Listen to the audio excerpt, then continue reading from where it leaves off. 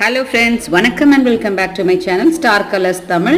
இன்னைக்கு காலையிலே கொஞ்சம் ஜாமான் வாங்கலாம் அப்படின்னு சொல்லிட்டு கடைக்கு போயிருந்தேன். அரிசி, வாட்டர்மெலன், சர்பத்து, வெள்ளரிக்காய், 1/2 லிட்டர் பால், 1/4 லிட்டர் தயிர், கத்திரிக்காய், ஒரு 4-5 எலுமிச்சம்பழம், பல்லாரி, தக்காளி, கேரட், பயங்கர ஃப்ரெஷ்ஷாக இருந்துச்சு, இஞ்சி, அப்புறம் கொஞ்சமாக பூண்டு. இது எங்கள் ஊரில் பாளையம் கொட்டை பழம் அப்படின்னு சொல்லுவாங்க. லைட்டாக புளிக்கும், ஆனால் பயங்கர டேஸ்ட்டாக இருக்கும். இது பேயம்பழம் நல்லா பழுத்திருந்தது. பார்த்த உடனே வாங்கிட்டேன்.